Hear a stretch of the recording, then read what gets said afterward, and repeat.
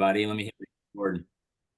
Welcome back, everybody, to the Energy for Sales podcast. Tim Hooper, David Oliphant, your host, where we believe if we're not having fun in sales, we may be doing something wrong. Like sales is a connection sport. Sales is all about just being more human than we've dared to be before. And so we're excited, David, because today we're going to talk about a very scary topic for a lot of people. But we brought the most human person that I know who does this topic so well to the podcast. So, David, who do we have on tap today? Yeah, super excited to have Sam join us back. Sam Trimble. I don't know him or get to see him in action as much as Tim probably does, though every time is such a treat. And even our time in between those are fantastic. So just super excited. And Sam, thanks for the time today. I know the audience is going to love it. I'm excited to be here. Anytime I get an email coming through from you guys, I know it's going to be something I want to do. So I appreciate the invitation. I really mean that. Well, it's you've taught me as much as I've hung around you, Sam, is just always add value. So I think if that's the thing, right? With our partners, with our real estate partners, loan officers, like if we're just adding value, then anytime you ping into someone's inbox, if you're that person of value, it's gonna be like, oh, I need to pay attention because they're adding value. So maybe I should do this. So, but anyway, I always try to structure this for value, and I still see again participants joining here. So give it just a couple of seconds. So Sam, I know you're flying to Connecticut tomorrow. Where are you coming from? You in the Lone Star State? Yeah, I'm home. I got Alexander Hamilton down here laying at my feet. If you guys follow me on social, you saw like he had surgery a month ago tomorrow, and so he's recovering nicely. And but yeah, headed up to Connecticut tomorrow, and then New Jersey on Friday for a fun event, and then back home again. But very what's good. Up, Mark Stiles, one of my favorite people on planet Earth. I see you out there, and I hope you're doing great, brother. Thanks for hanging out. Awesome. So is Hamilton Mark his middle name or his last name? How formal do you get over his actual name is Alexander Hamilton. But he goes by Ham or Hambone or Chef Boy or Ham or Hambodini. I love it. I mean, Sam, you're such a good dad to that dog. I mean, I see the pictures, the photos, man. He's the man. Love for Ham. I love it. Like we're a cat family, and like each of them always ends up with 5 or 6 or 7 nicknames. They get so confused because they don't really know who they are, but they know who they are when it's time to feed them. That's for sure. That's all that matters. Ham is lucky to have you. Hey, so as we get going, because we got a lot of content to unpack with Sam, and I'm excited. But if you guys, a lot of times we get the question afterwards, after these, it's like, dude, I only got to be in on half of this, or like, where's the recording? So just hop over to YouTube, find Energy for Sales, Energy, the number 4 sales, and just get subscribed. Because at the end of every one of these, that's where it goes. We get it, it's uploaded. This is a live podcast. So and in both. So we upload our speaker, Sam's going to give us so much good content. That's going to be uploaded. But then the 30 minutes of answering questions that came in throughout the month, that's going to be uploaded. And last month we did an amazing presentation with Todd Bowman on effective networking. So go check that one out. But then the 24 minutes afterwards, David, of answering, like, to be an I or not to be an I, like you talk about controversy, like boom, go check it out. So that was a lot of fun. That was fun. So getting there. And then also, you can scan this code, or you can just shoot us an email or drop a comment on the podcast on YouTube. Whatever's easiest for you to get a message over to us. Like we're just trying to make it easy, but get us your messages throughout the month. Somebody sent me a script this last month. Hey, is this a good like database drip to like wake people up, because I haven't talked to them for a little while. And we look at David and I work on those things for you guys and edit stuff and send you back to sales stuff. So send us your questions throughout the month. So what happens is we get so many, we're like, there's some common denominators here. And what we do is, again, right after Sam leaves today, we're going to jump into some Q&A that has come in throughout the month. And we try to make it around the topic that we're talking about. And oftentimes that's how we get our topic, is what questions are we answering frequently. So send us your questions throughout the month, and then make sure you register for next month. We've got some special guests lined up. But real quick too, just to note, this is the fourth Monday of every month, and it is for the trifecta: real estate, mortgage, title. And we're bringing some outside perspectives. We've been hearing from you guys like, oh, I loved Allison on listening and the listening profiles and the outside perspective. So send this out to your network, your sales friends in the trifecta. But just a quick note on that is the fourth Monday at 1:30 Eastern time, unless there's a holiday. So May is Memorial Day. And we're going to be obviously celebrating all of those women and men who served and gave their lives for our freedom. So May is going to be back to the 20th.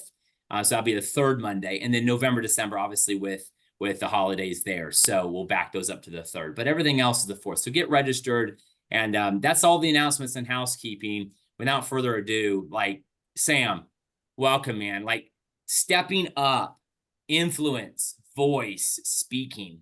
I just thought, man, we just start with like, what was a pivotal moment? Like, I don't know, maybe you were 12, maybe you were mid-20s. I don't know. I don't know this. Like, we haven't even prepped for this. It can be a conversation, and I'm excited to like dig into your head and learn like how to be a better speaker today. So like, what was a pivotal moment in your journey where you realized you, Sam Trimble, had that potential to influence others? Man, I still don't know that I do have that. Tomorrow? He's going to answer tomorrow. Yeah. No. Maybe 2028. That's an interesting question about the influence thing, because I think like the first part of that is like, don't, nobody likes an influencer who thinks they're an influencer. Like that's annoying, for me. Like, especially in today's world, they use this term like influencer. Like, what does that even mean exactly? Like, and so, it's funny, as you started to ask that question, though, I flashed back and I hadn't thought about this at all. In seventh grade, I had two things happen that were really kind of pivotal. I go to a therapist once a week, and I was just talking to her about this day before yesterday, or I mean, on Friday, I think. And so there were two things that happened in seventh grade. One is I went to my first dance, my first school dance, right?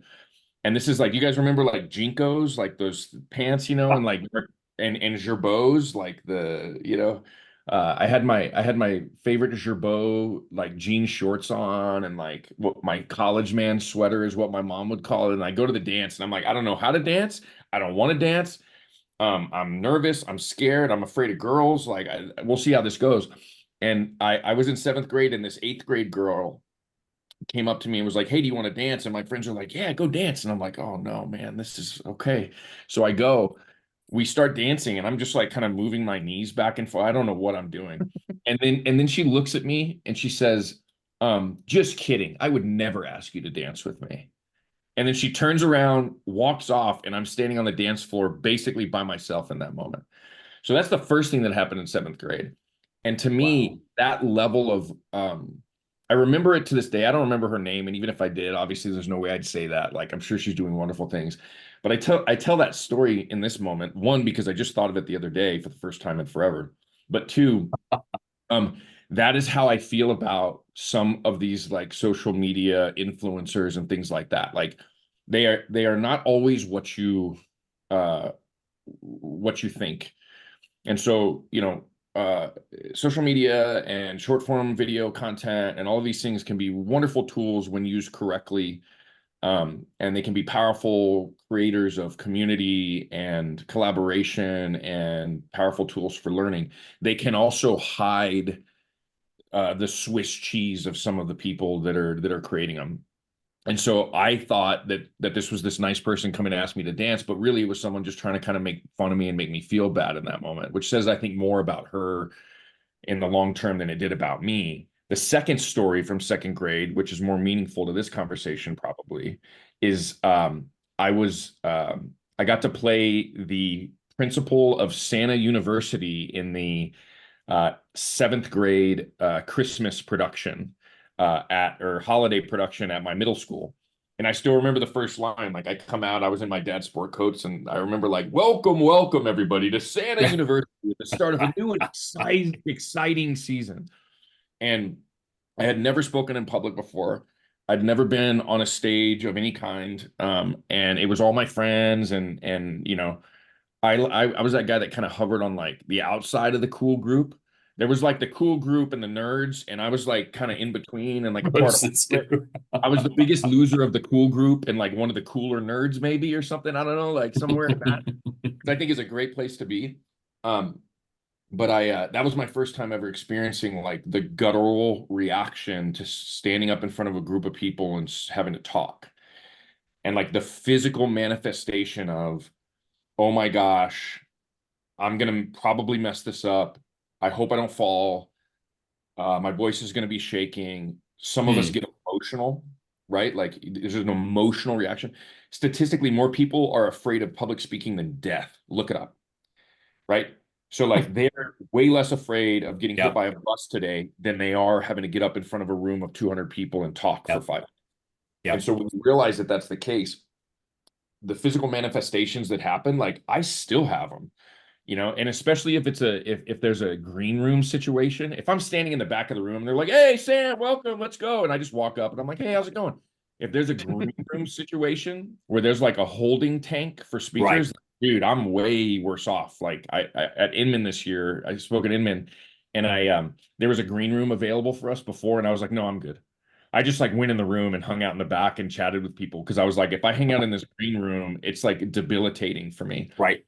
Um, but that was really like 7th grade. That holiday thing was the first time I was like, wow, like you can get up and do something that you don't think you can do, and you'll kind of black out, like in Old School when Will Ferrell is debating James Carville in Old School, and he finishes and he's like, "What happened?" Right? Like that's kind of what happened. Like, you Yeah. know, Yep. that's Yep. pretty realistic. Um, and then you realize that like we were talking on the right before we hopped on, one of my favorite quotes, you know, Maya Angelou, "We are more alike than we are different." Hmm. I think we're also like more good than we're not, because most people will support you. Like most Yep. people will be like, "Oh man, you did something really cool there. You said something Yeah. really cool." So in the speaking thing, like at all, I had not thought about that in years, but it was Wow. that middle school production. And then in the professional sense, um, I picked something that I knew very little about title when I got into title. I was a real estate agent, and I think I was a good one, and I was more well informed about title than your average bear maybe. But title is so complex and there's so much going on. Like, you know, you could spend a lifetime trying to learn it and never learn it all. And so I knew that. But when I got in title in 2014, just a few months later, the whole TRID thing with the closing disclosure and Yep. and the LE and all that stuff, um, all of that stuff was just starting. And so I was like, I found something like nobody knows anything about this. It's brand new.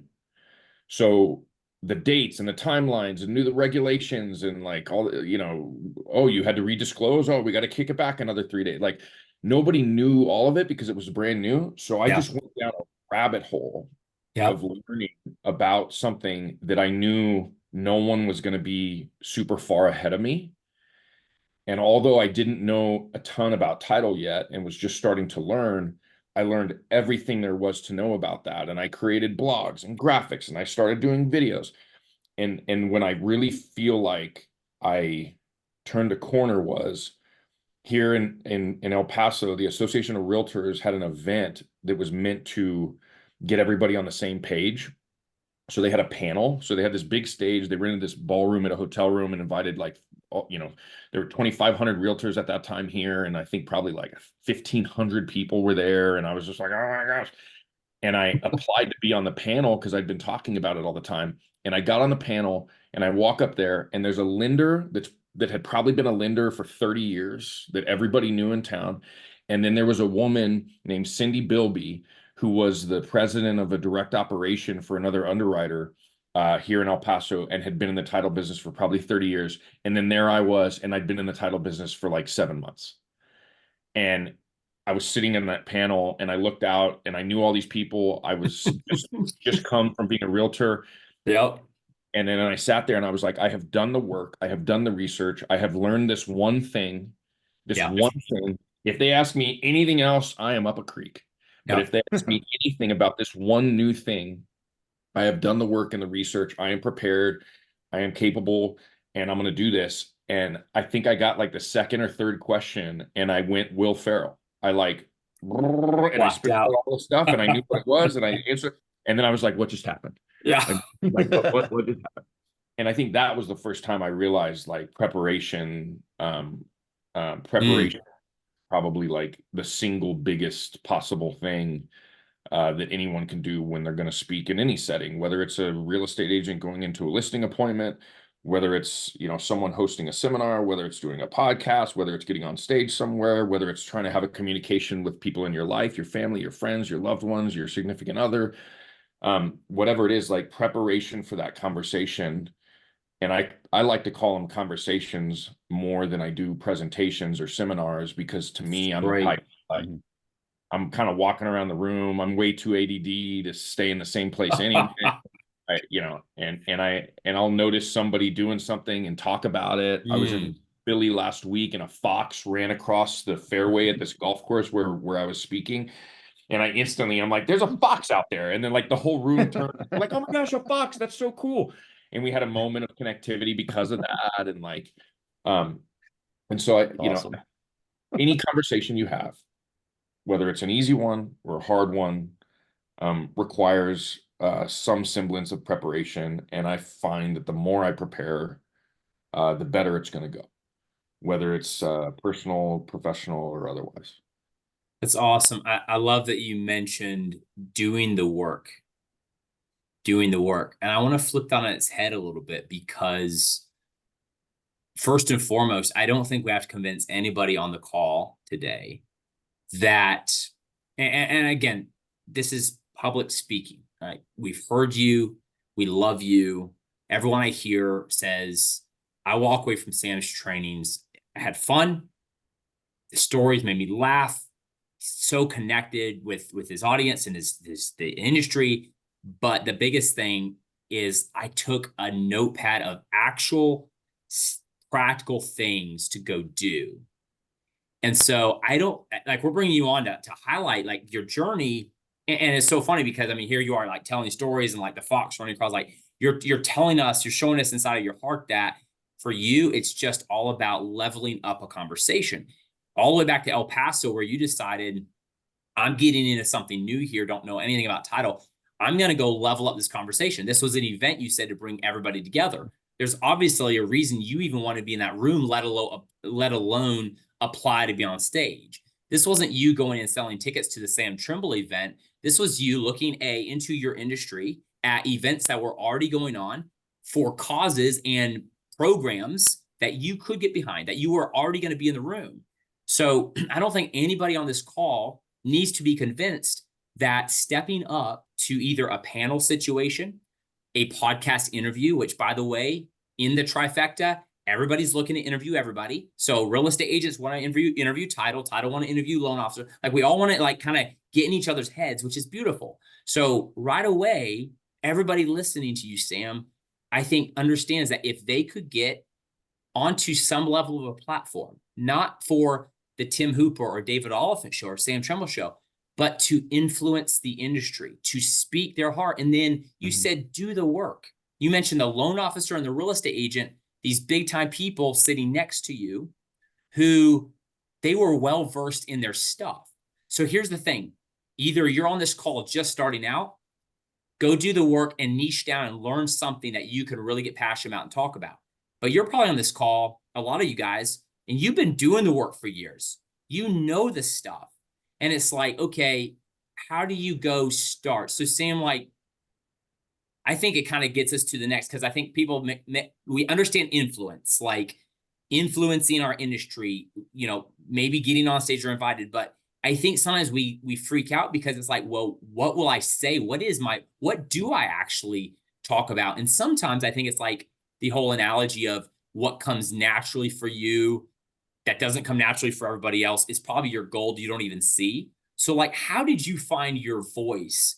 And before we dig deep into your voice, I do want to pass it over to David, because I like see the wheels churning over there. So let's segue into voice, but David, like Yep. becoming a person of influence and speaking, like. Yeah, just a couple quick things. First off, as you would imagine, everyone wants to know this 8th grade girl's name. I don't even remember. I'm glad you don't remember it. Yeah. No. So you talk about panels, and I would say I've been on a panel before, and you can get trapped on a panel. And I don't know that if you're going into your first speaking engagement, if you're finding your voice, if you're a person of influence, I personally would not recommend going and being part of the panel, because there's always someone out there that's going to throw something at you to attempt to make you look not good. They probably had the same opportunity to be on the panel and chose not to. So maybe segue and answer into that. I think that panels can be fun until you're used to being very uncomfortable and knowing that you don't have to answer everything that's asked of you. How do you deflect it? I think I would actually push back on that, and here's the only reason why. It's nice to have a squad. So the first time you get up on a big stage, especially if there's, 500, 1,000, 2,000 people, something like that, it's nice to have some backup. It feels weird up there by yourself. So that part kind of is comforting. And then the other part is the same answer, preparation. If a panel is prepared, like, Tim, you're going to get this question. David, you're going to get this question. Sam, you're going to get this, and then I'll circle back to see if anybody. It's like a debate, except the political debates we watch in today's world are like just a complete disaster. But this idea that, like, you're going to get to give your answer, you're going to give an answer, and then if anybody has anything else to say, you're each going to get another 20 seconds. And so I think they can work really well.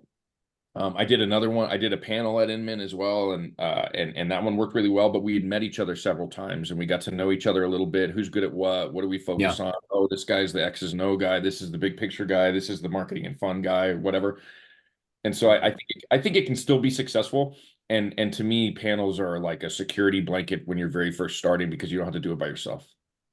Awesome. Good. And going back to doing the work, you did the work. You met the panelists. You each had your roles.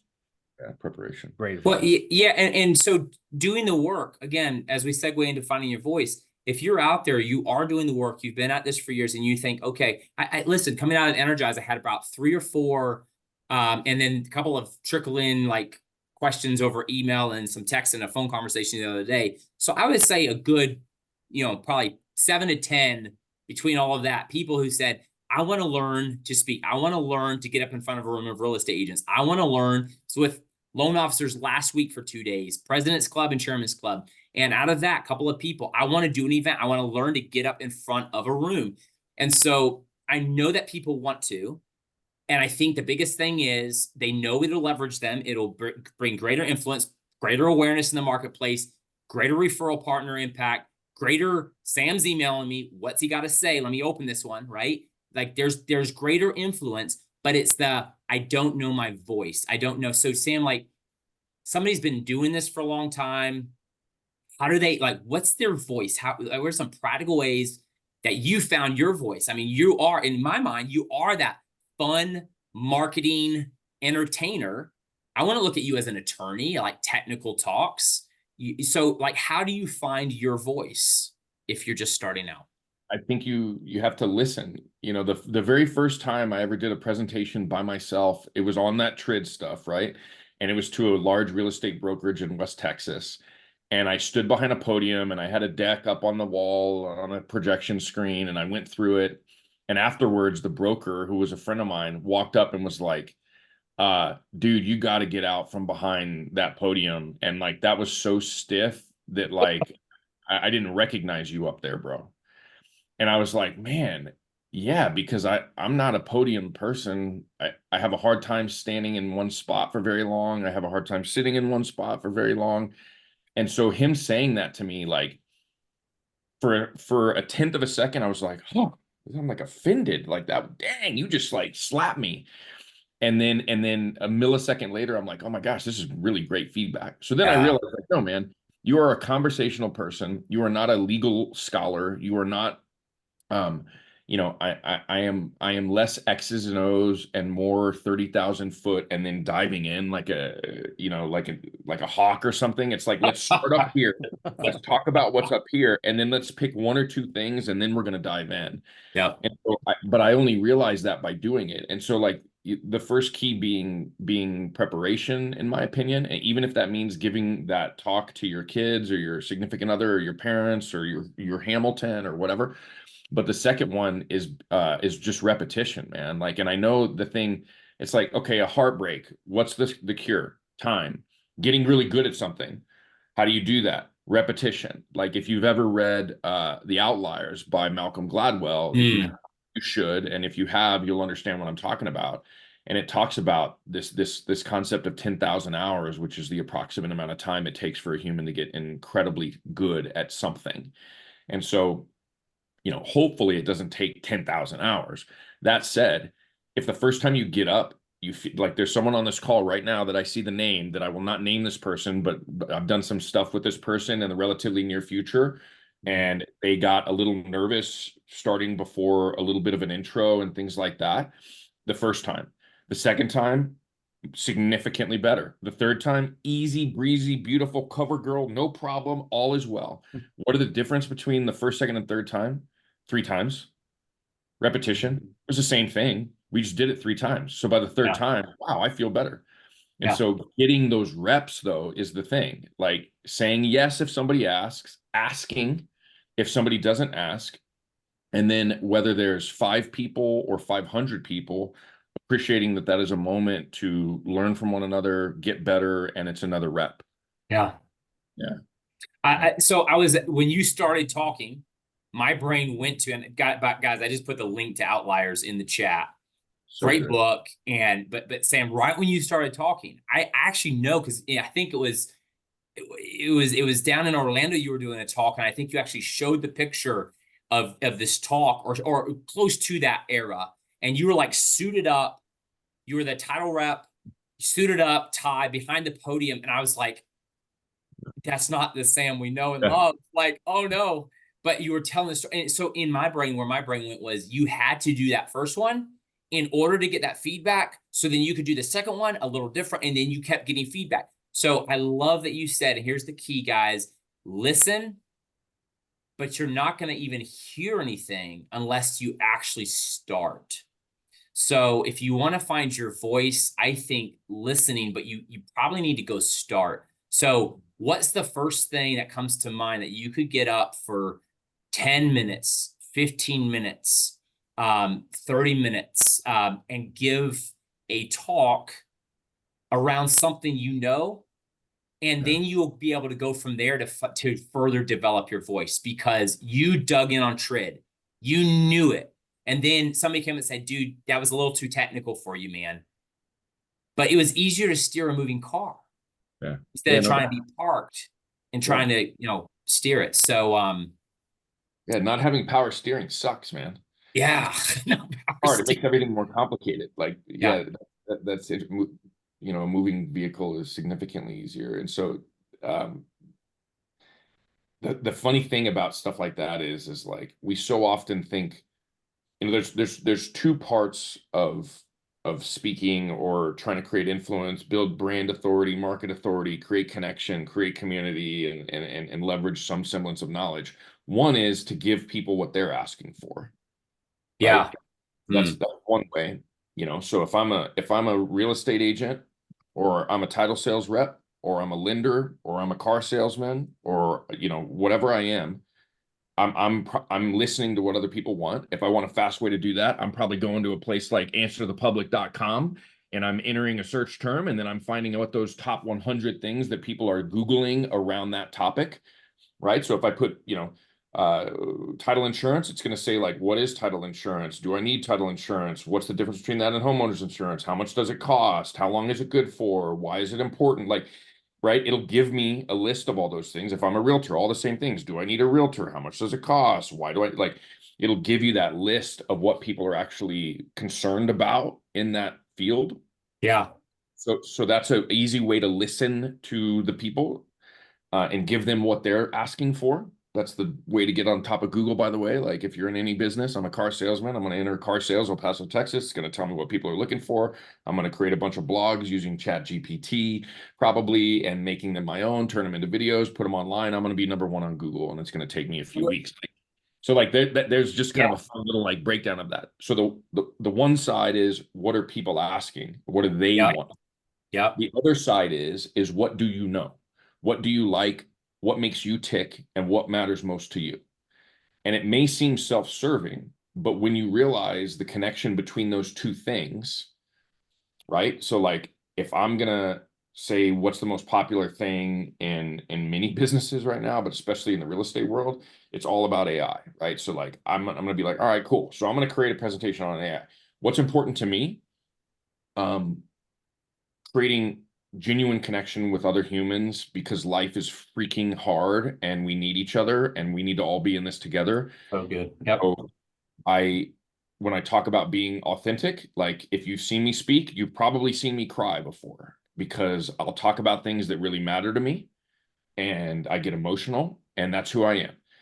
So recently, when I decided, what matters in the industry right now to the people, artificial intelligence, what matters to me, authenticity and connection. And that's where, artificially authentic came from. And Wow. I created this presentation that is a melding of artificial intelligence and how to be authentic and create real meaningful connection that makes our lives better. And so when you can meld them together, what do people want to know?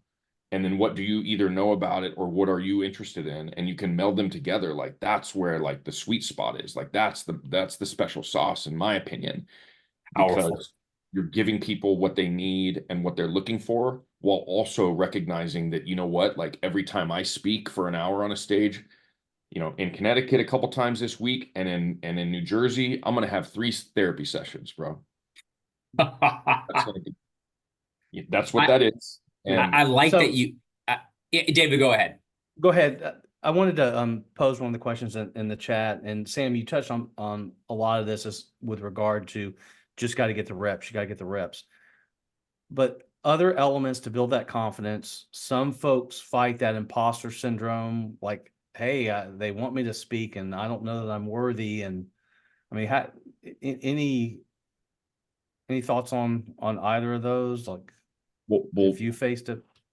Oh my gosh, I have it right now. Imposter syndrome. Yeah. Come on, man, knock it off. What would you two be thinking, inviting me to come sit down and have this conversation with you?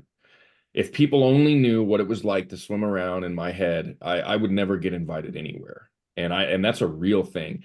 I don't like that term, and it's been overused, in my opinion. Imposter syndrome the last couple of years. Really, it's just it is a fear of us being found out for who we really are, which dials down to shame, which dials back down to, like, in my opinion, like some of my faith, like, and these different things. So one, if you have that, oh my gosh, you're like so human. If you don't have that, I'm like, that might be something you need to unpack, because to me, it seems like, right. To me, it seems like if you don't have that, that's a little like almost concerning for me. So knowing that we all have it, I think, is the first thing, and we absolutely all do. But then two, it goes back to finding that one thing. So in my case, originally it was the whole TRID thing. Like I was going to find one thing that I am not an imposter. If I had talked about examining title and abstracts of title, or how to even read a survey and meets and bounds at that time, like if I would have talked about any of that stuff, I would have absolutely been an imposter. But I sat down, I did the work. Another great book, even Pressfield, Do the Work, about what it's like to show up and actually do the things to accomplish what you're looking to accomplish. But if you have that one thing, it doesn't have to be everything. I used to think about running for office. This picture, if I turn off my camera right now, this picture, I feel like it looks like I'm running for office, right? Like I think about running for, I even have the stars on my tie in this, and AI helped make me look better than, by the way. So I used to think about running for office, and then I'd get overwhelmed because I was like, man, if I run for city council, people are going to ask me questions about, like, history and like everything. I feel like I need to know everything ever that's ever happened. Like I'm going to get put on the spot, and I'm not going to know, and I'm going to look like an idiot. And then I realized it's like, no, that's not going to happen. Like you're going to be talking about a couple specific things, And if you do your research and you put in the time and the work and burn the midnight oil just a little bit on that thing, not only will you be fine, but what I find is, and you guys will probably agree with this, is that you actually are like, man, I didn't actually even need to prepare that much. I over prepared. Mm-hmm. So so the imposter syndrome, like, one, totally normal, embrace it. My therapist, I wish I had the little notepad. My therapist recently told me about, you know, when you're having some kind of a feeling, whether it's imposter syndrome, whether it's, you know, you're anxious or depressed or you know, whatever it could be, like, she said, recognize it, name it, and normalize it. Right? Recognize it, name it, and normalize it. So I recognize that right now I feel like I am not worthy to be having this conversation on this podcast, and I should shut up and let you guys talk because you're the real experts and professionals, right? What is that called? In this theory, we can call it imposter syndrome. In my life, I believe it's just you know, a lack of being able to recognize that each and every one of us is absolutely worthy. 100%. Yeah. And normalize it. Number three, by recognizing that probably every single person on that head count at the bottom right there has absolutely felt that feeling before. Yep. And it does not make me different. It makes me human, and I am just as human as everybody else. And so, I mean, that may sound like a silly way to answer that, but I think, you know, I don't want to cuss, you know, but imposter syndrome is bullshit, man. Yeah.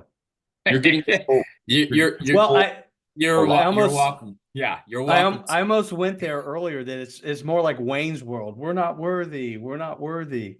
Yeah, that is a lie. It's a lie, and it is not. It is not. It does not control you. It does not hinder you. It does not change anything about you. You are worthy. You are not an imposter, and anyone who thinks you are should not be a part of your life. Amen. Amen to that. So Sam, I love that you went there under kind of this overarching theme of, okay, you've leaned into influence. You now know there are opportunities within your industry. There are people right now who would easily pick you up to come lead a talk, to do something in their office, in their sales team, with their you right now. Chamber of Commerce is all over the place looking for people to come talk. You could literally be an influencer in your community. We know that. Okay, how do I find my voice? You said it. You said, what is the thing? What's interesting? What's needed in the industry? And there's different buckets, right? There's different topics right now that are absolutely pressing in our industry. And then what do you care about? And I think a lot of people will do this. They'll talk about this, then they'll go over to what they care about. Then they'll talk about it. And I think that I'm so glad you talked about the imposter syndrome, or the fear of being found out. And the fear of being found out is truly the core. But I think that's the gap. That's the bridge. That's this. If we keep these things separate, that's where that happens. And I think what you want to do is you want to overlay the two, like overlay them so well, and actually lean into more of what matters to you, because there's so many talking heads out there about these things that are in the industry. Like, there are people on AI right now doing amazing jobs. But I'll tell you a quick story. Andrew's doing this training right now where, like, for 2 hours, he like digs in, cracks the laptop. Don't worry about this. Don't get into that. Don't get sidetracked with this. Here are the things to get ROI. And we have been constantly hearing from people. I paid like $1,500 for a 3-day workshop and blah, blah, blah. And I got more out of the last 2 hours than I did. And the thing about it is, Andrew despises not being focused in his own life. Like, that matters to him, being focused and executing on the work. Right. So he gets so dramatic about focus and execute, and everyone goes and runs with, and then AI just happens to be kind of what the content is today. But I promise you, if it's a new social media platform in 10 years, or if it's like we're up in space and there's like, because I told my kids when they're my age, there's going to be like hotels orbiting the earth, and you'll go to space like on vacation. So like that's going to be a thing, right? And so everyone, I hope that I didn't just lose everybody, but like that's going to be a thing, right? And so like we're all gonna be talking, but you know what? Focus and execution will still matter. Yeah. So like find what you really always lean into at the dinner table or with your kids or with Ham, like Sam said, and then overlay probably 60% of that over 40% of the content that's relevant to your industry. And you'll find yourself not really having that disparity inside of this imposter syndrome. That's my belief. Because it does not make, I mean, or else you're going to be like listening to 1,000 podcasts, trying to prepare, trying to over, and then you're going to be like, the imposter syndrome sets in because you're comparing yourself to all the other talking heads out there. Does that make sense? So the repetition, the preparation, and then the engagement. And so it's like, how do you, you know, like I joke with realtors about this. I'm like, you know, when's the last time you posted an open house flyer or a net sheet and you feel like maybe you evoked emotion in somebody? Like probably never, unless they saw the net sheet when rates the way they were maybe 6 months ago, and that evoked an emotion maybe. But like never, you're never going to create human connection with anyone on an open house flyer or a net sheet or a Title 101 or a wire fraud flyer, or you know, if you're in the car business, you know, a picture of a new car. Like you're never going to create that. But if you talk about the things that matter to you, I always joke, you know, not joke, but mine, you know, ham. I go to church on Sundays and you can find me on a golf course when I'm not working. So I don't play golf very much lately. You know, I finally did this weekend, which was awesome. Fam, ham, church, and golf. That's me. That's who I am. Whether you're my best friend, my girlfriend, my, you know, my abuelita, my niece, my nephew, my cousin, my coworker, like whoever it would be, you would know that's who I am. And when you realize that that is who I am, one, you found who your personal brand, because it's dictated for you. Yeah. Yep. Your brand, you know, for a company, you know, your brand is what people think about you, and marketing is how you grow that brand. But the brand is what people think about you. You actually don't even get to create it. You can try and guide it and meld it and help it. But you don't even get to create your own brand. People create it for you on their decision on who you are as a person or as a business or whatever. But once you realize that that's your brand, it's like, how do people connect with me now? The Daily Ham. Yeah. Yeah. You know, Mark commented on it in the chat at the very beginning. I love the Daily Ham. I'll go to New York City and I'll be doing a presentation somewhere, and someone's like, "Hey, where's the Daily Ham?" I don't even know if they know his name is Hamilton. I don't know, but they sure as heck know about the Daily Ham. And that has created moments of connection because they have a pet that they love, or they used to, or their family does, or whatever. And so we have a way to create a moment of connection because, again, Maya Angelou, we are more alike than we are different. And so the engaging part of speaking of any kind is, if you get up on a stage or you're on a panel or you're up in front of a room and all you're doing is talking about technical terms and how to execute these certain things and hitting certain goals and numeric goals and things like that, like that, you know, can it be valuable? Yes. Will you keep everybody's attention? Absolutely not. Zero chance.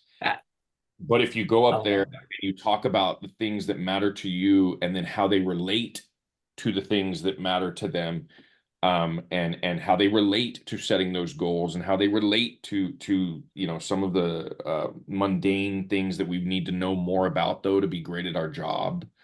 But if you can meld those two things together, then you don't lose people. And the way you don't lose people is by speaking them in their language. And by speaking to them in their language, I mean touching on things that maybe there's a point of connection for both of you there.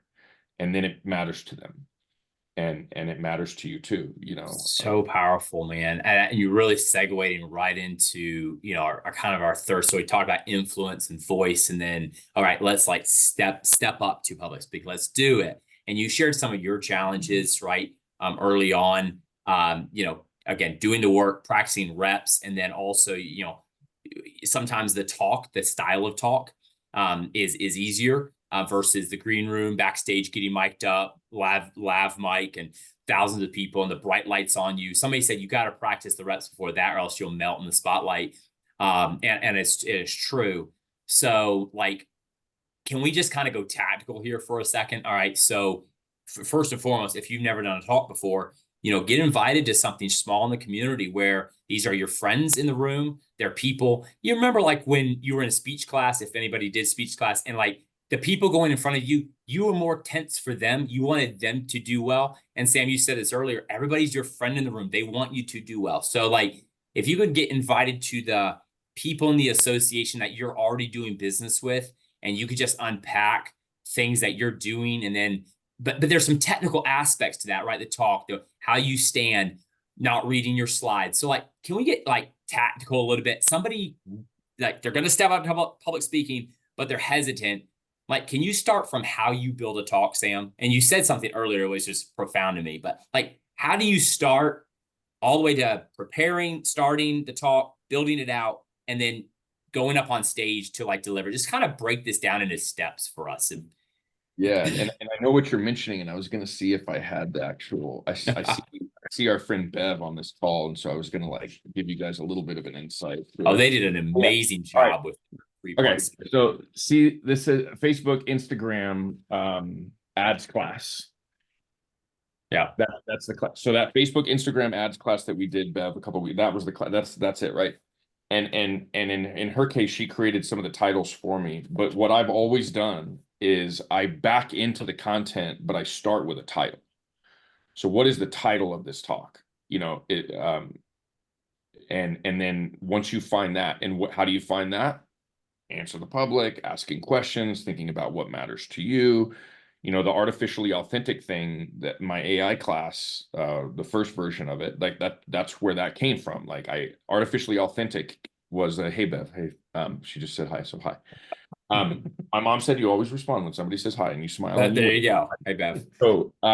So the title came first and then I backed into it. So, you know, I was just kind of thinking, it's funny. Everybody on this call has some kind of a value to bring, right? Like, so if you're a realtor, you are helping people make the largest sale or purchasing decision of their entire life. And you are leading the charge in the number one indicator of generational wealth that exists on planet Earth, which is real estate ownership.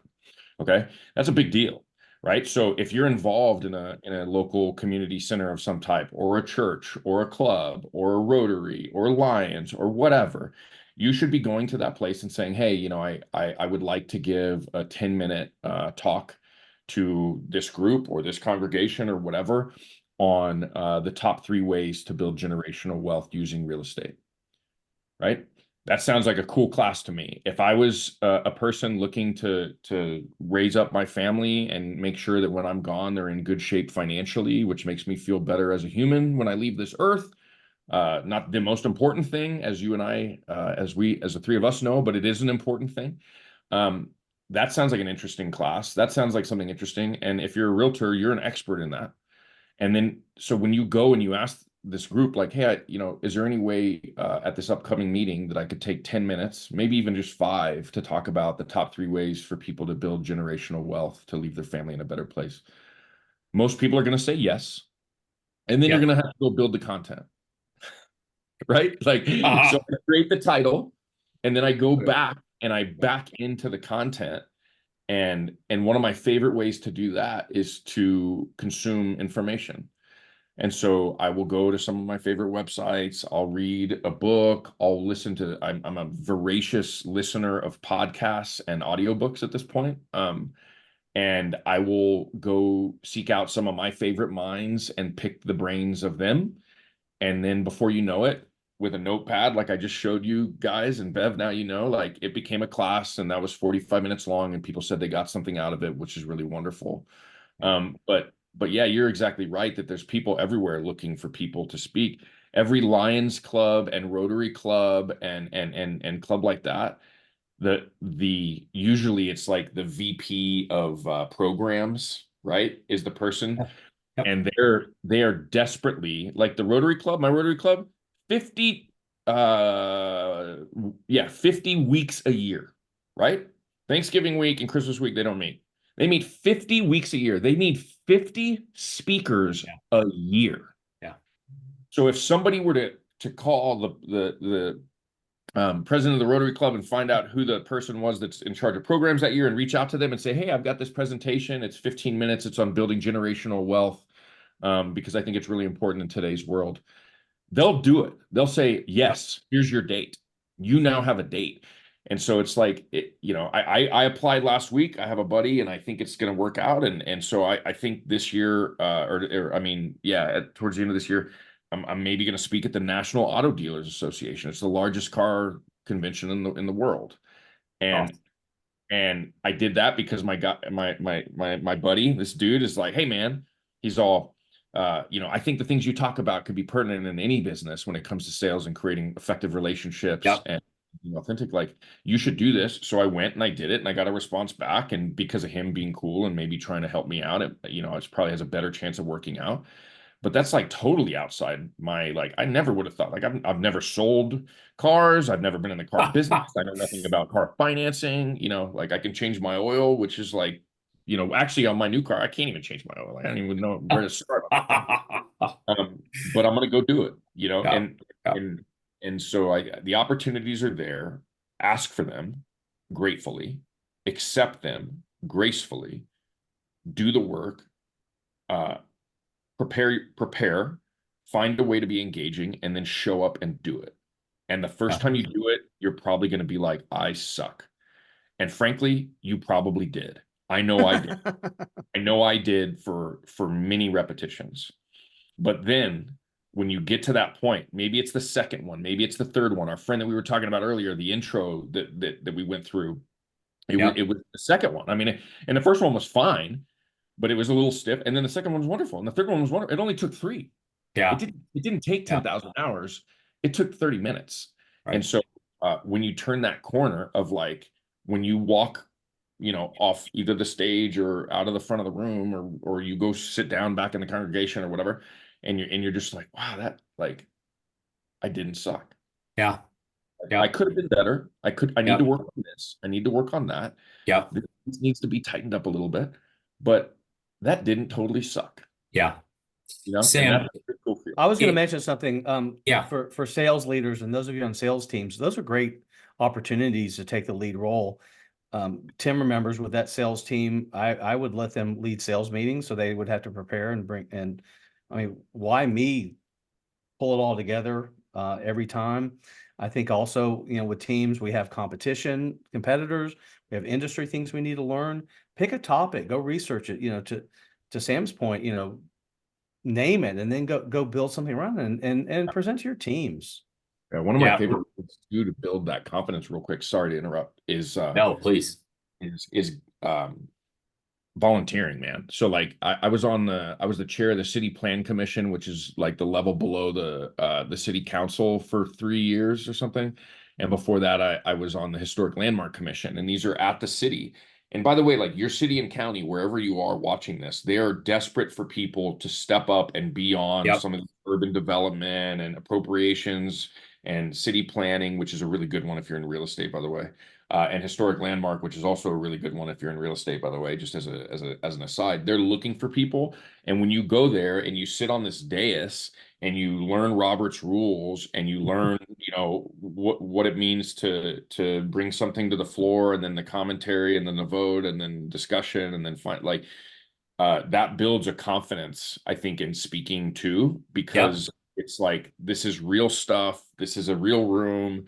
This is a municipal, activity. So it feels kind of official, Yep. So that's a great way to build confidence too. And it's also a great way to build real estate.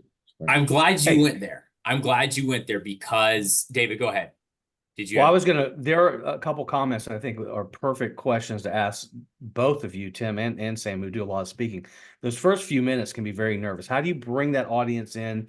How do you get through the anxiety right at the beginning, and then typically it'll flow from there? Thanks for the question. I'll answer this and then pass this to Sam. So Sam was talking about the practice and how you build the conversation. You have to present something, then there's feedback, then there's like go serving on those city things. I think that the other piece to look at is we all have, I believe, one of the best practice pieces of equipment right in our own pocket, and it's called the phone, it's called a video, and it's called social media. And so, and here's what I mean by that.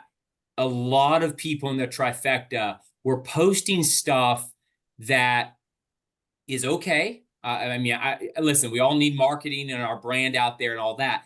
but so much of it is self-serving. And I don't want to get on a hobby horse, but oh, I won this award. I'm now in this club. I'm this and that and the other. It's all about self.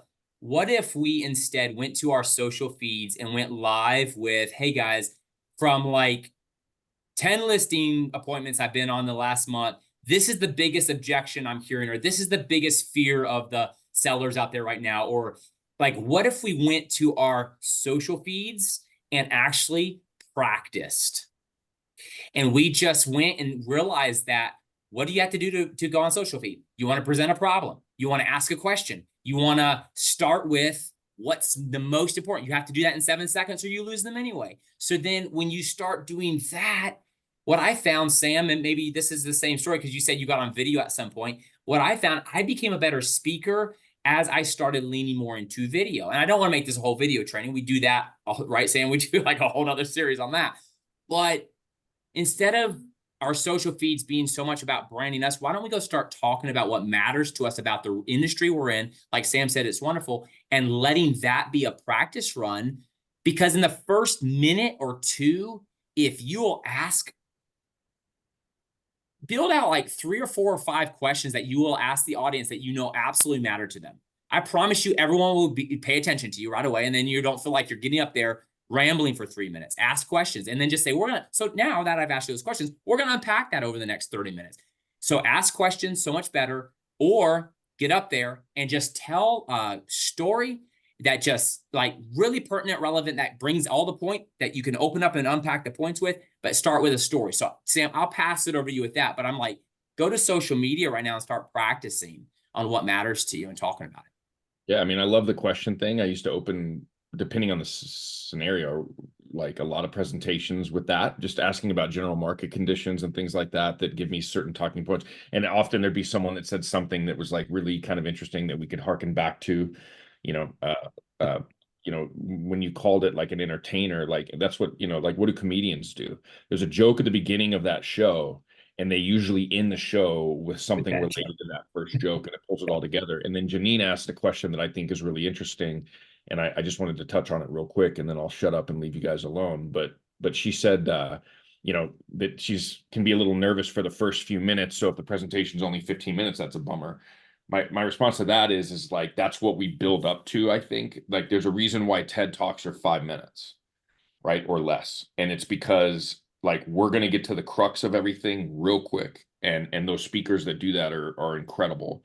And so my dad always told me, I don't know who told him this, but that, if you wanted me to get up and give a presentation for an hour, I could do it right now. If you want me to get up and give a presentation for half an hour, I'm going to need a few days to prepare. If you want me to get up and give a presentation for 5 minutes, I'm going to need probably a month to prepare for that.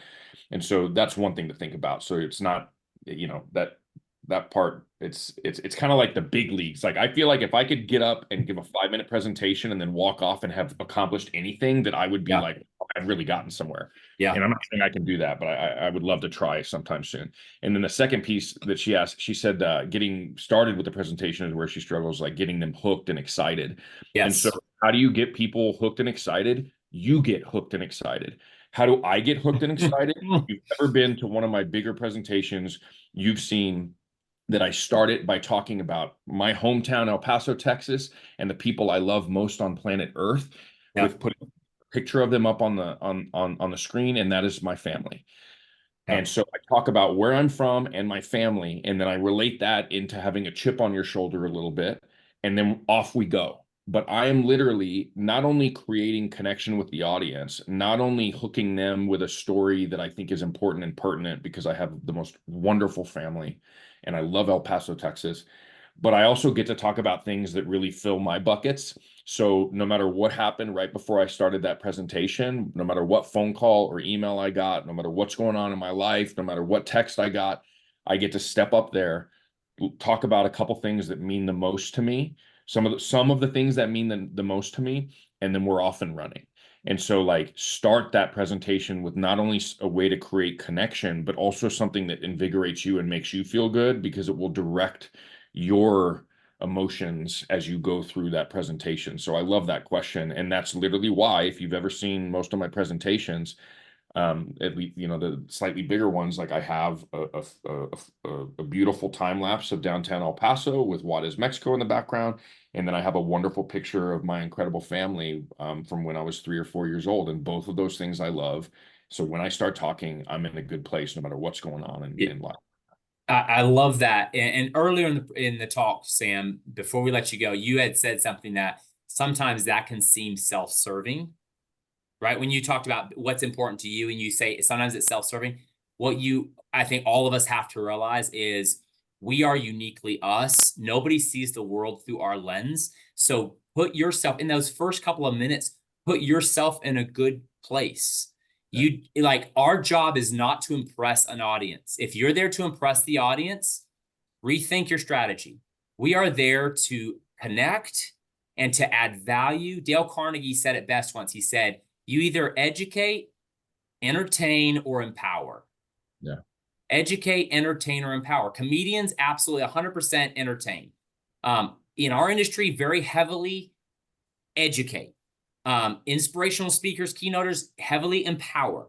But if you take and say, I'm mostly educational, but I'm going to loop in some fun, some entertainment, and then I'm going to empower them with something that, like, if you just think through those three things and like, how do I insert, get in a very good posture right away? And I love, Sam, every time I hear your family story, I tear up because I mean, we've been praying for your dad and like I followed the ham and like every time it's like I could hear you say it again. It's like, man, but then you chip on your shoulder. El Paso, I love El Paso. And you just go and then the real estate side of it, and then boom, you're off to the races.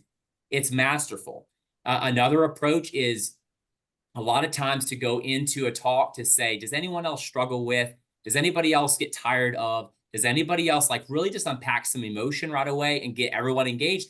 Somebody said we impress with our strengths, but we connect with our weaknesses. And so if you're going for impression, tell all your strengths. If you're going for connection, then share some weaknesses, share some struggles, share like Ryan Estes down in Fort Lauderdale. Talk about he was a bummed out sales professional. He was failing. He's this, he's that. He lands back with his mom and dad in the apartment or in the basement. And then his friends like, come on out, see this guy. And he's like MLM. And then it's Jim Ron. And then boom, he's off to his life changes.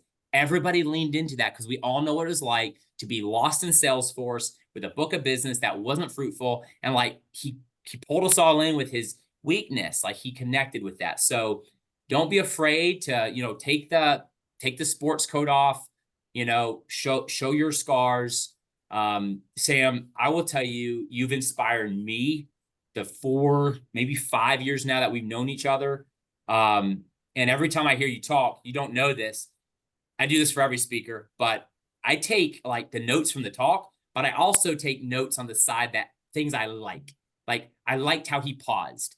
I liked how he came off stage. All right, whatever. And I have so many on you, man. It's scary. You should see my wall. It's like, no, but I do appreciate you a lot, Sam. But I mean, David, any last questions for Sam? And then we'll give the microphone over to Sam to leave us with a golden nugget. No, I just think it's fantastic. Again, I haven't had the opportunity to see Sam in action as much. I will always look forward to that. And, your vulnerability, both prior to the call and on the call, is, and your sincerity are unmatched.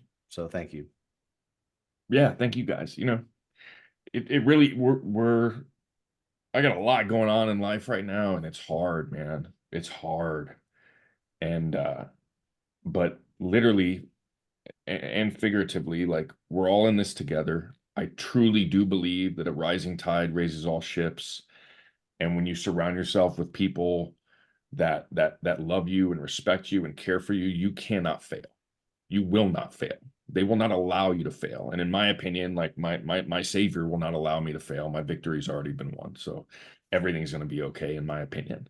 That said, when things get hard, like surround yourself with the people that care most, your family, your friends, your pets, like, your teammates. And when it comes to the speaking thing, it's like everything else I ever talk about, step out in faith, try something new.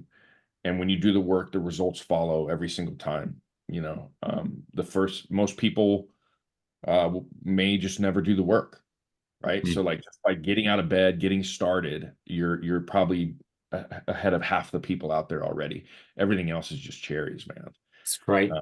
So thanks for hanging out for a little Great. bit. If anybody, I had a couple people asked a couple questions, but if you go to risingtidementality.com, it's just a little microsite of mine where you can connect if you'd like to stay connected or whatever. And I started working on thinking through putting some words on paper moving forward that I'd like to share, and I'm going to continue doing that. And I love it. But thank you guys so much for the invitations. Sorry for my rambling as usual, but at the same time, things like this are always very therapeutic and fun. And if anybody can take one teeny little thing from it, then it's 100%. So thank you guys so much for hanging out. There it is. And Sam, thanks for joining us today. And not one teeny little thing. I have so many things I've written down, but I'm doing the reps, listening, leaning in, just getting it scheduled, going and saying yes, start with a title, build it out from there. It's going to work out for you guys. Take a step of faith. Sam, thanks, man. Thanks for being a man of faith. I appreciate you being on today. Bless you guys. Thank you so much. Thanks, Sam. See ya. Man, just continuing on here, we got some questions that came in during the month. David, we're going to hit stop on this and then hit record again. So here we